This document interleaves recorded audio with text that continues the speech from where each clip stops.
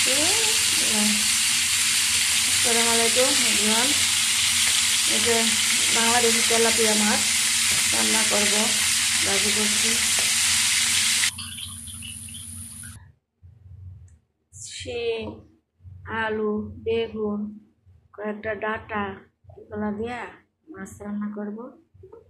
Tilapia মাছ ভাজি করলে তেলে চিপকে পুড়ে যায়।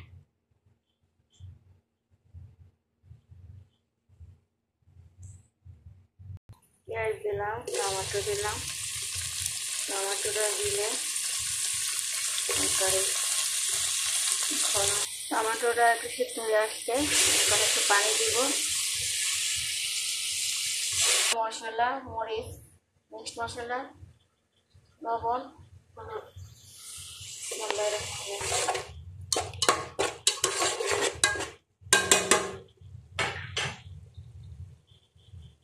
মশলাটা কষিয়ে নিলাম। তরকারিটা দিব।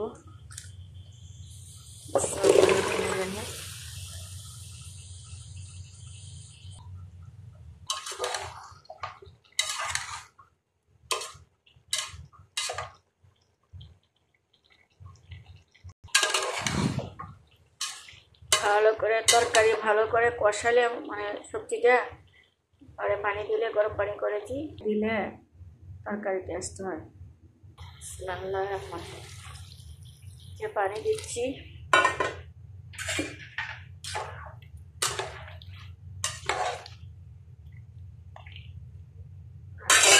মাছ দিব। এই যে মাছ দিব, তেলাপিয়া মাছ, দেশি তেলাপিয়া মাছ। এখানে তো দেশি তেলাপিয়া মাছ থাকে না, তো এটা মনে হয় যে পাহাড়ে এখান থেকে আমরা মাছ ধরছিলাম, ওইখান থেকে মাছটা ধরে নিয়ে আসছে। এখন বাংলাদেশিরা চাষ করে, এটা মিঠা পানির তেলাপিয়া। এটা বাংলাদেশিরা এখন চাষ করে, তো মোটরের পানি দিয়ে সুন্দর করে চাষ করে, আমি ইউটিউবে দেখছি। আর আমরা যেখানে গেছিলাম এখানে হলো পাহাড়ের চতুর্দিকে পাহাড়, মাঝখানে বৃষ্টি পানি জমে পরে এই যে তেলাপিয়া মাছ হয়। আমরা একবার ধরে আনছিলাম, ইউটিউবে আছে, আমার ইয়েতে আছে, চ্যানেলে আছে। দেশি মাছ তো স্বাদ লাগে, এটি বড় বড়। আমরা আনছিলাম ছোট ছোট, অনেক মাছ ধরেছিলাম জাল দিয়ে। কাঁচামরিচটা দিচ্ছি,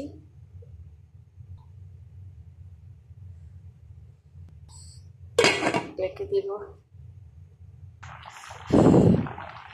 এই যে আমার তরকারি হয়ে গেছে।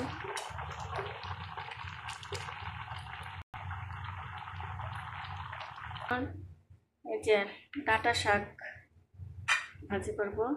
এই যে আলু, শিম, বেগুন দিব। অল্প অল্প শাকটা হলো অল্প, তারপরে আর এগুলো দিলে ভালো লাগে, মজা লাগে। অল্প দেখে একটু বাড়ানো হলো, আর এমনি টেস্ট। পেঁয়াজ কুচি, রসুন কুচি, কাঁচামরিচটা দিব, একটু রসুন দিব, একটু পেঁয়াজ দিব, দিয়ে সিদ্ধ দিচ্ছি, লবণ দিচ্ছি। এগুলো দিয়ে দিব সিদ্ধ হওয়ার জন্য।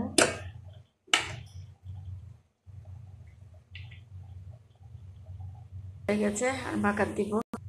আল্লাহ রাখবেন।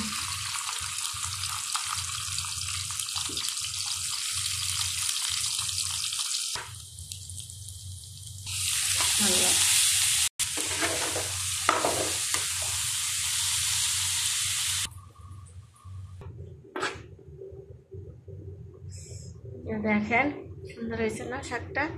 এভাবে আলু, শিম, বেগুন দিয়া রান্না করলে এটা একটা মজা লাগে।